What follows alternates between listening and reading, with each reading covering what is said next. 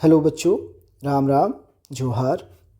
बच्चों, बहुत शानदार सा सवाल है, जेई में पूछा हुआ सवाल है और सिंपल सा सवाल है, यूनिट्स एंड मेजरमेंट का सवाल है। देखिए, आइए हम लोग करते हैं साथ में सवाल को। सबसे पहले सवाल को पढ़ते हैं। सवाल में क्या बोला गया है? If force F, velocity V and time T are considered as fundamental physical quantity. मतलब फोर्स को और वेलोसिटी को और टाइम को यहाँ पे कंसिडर किया गया है fundamental quantity. Fundamental quantity consider कर लिया गया, ठीक है।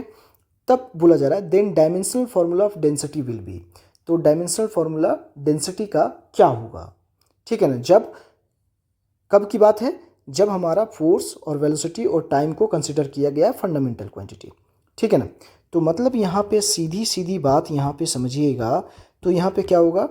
डेंसिटी इज डायरेक्टली प्रोपोर्शनेट हो गया फोर्स, वेलोसिटी और टाइम का, ठीक है ना। तो यहाँ पे पावर कुछ नहीं, तो ए बी सी यहाँ पे लगा देते हैं पावर, ठीक है ना। ओके, थोड़ा सा बढ़िया से लिख देता हूँ।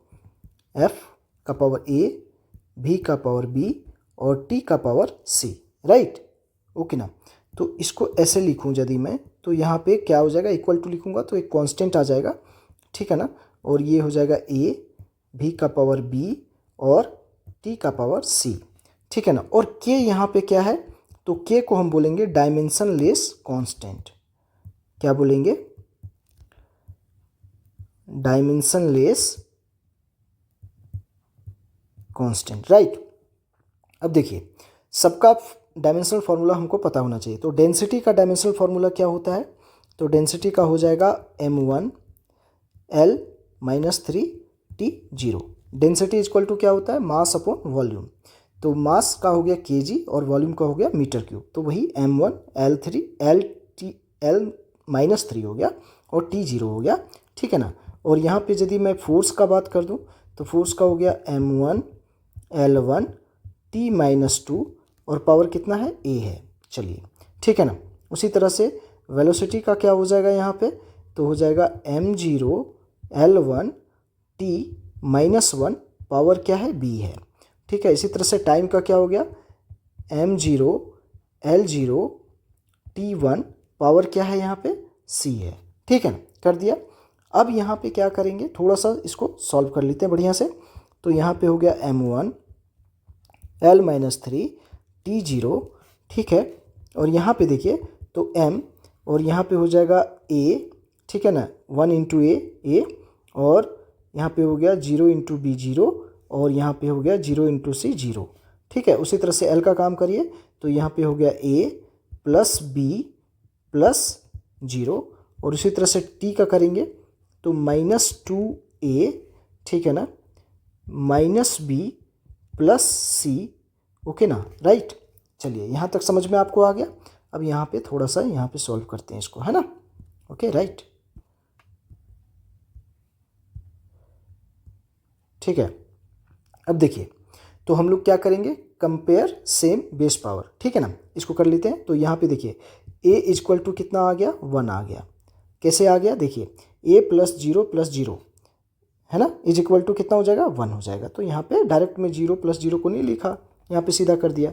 अब यहाँ पे दूसरा करेंगे तो a प्लस बी, है ना, इज इक्वल टू क्या हो जाएगा? -3, ठीक है ना। और a का वैल्यू कितना है? 1 अभी निकाल चुके हैं, plus b is equal to -3।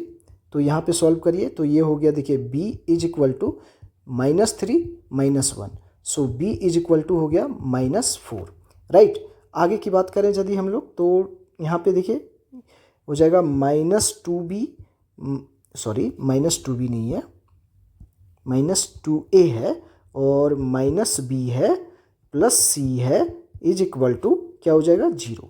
अब सबका वैल्यू पुट कर दीजिए। तो यहाँ पे देखिए, -2 इंटू क्या हो गया? 1 हो गया। यहाँ पे देखिए माइनस बी का यहाँ पे -4 हो गया, राइट।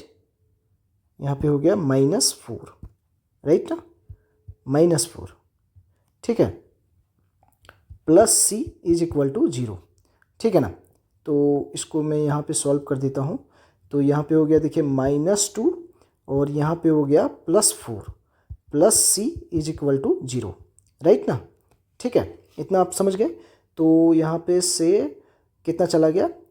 तो यहाँ पे बचेगा 2 + c is equal to 0। 2 + c is equal to कितना हो गया 0।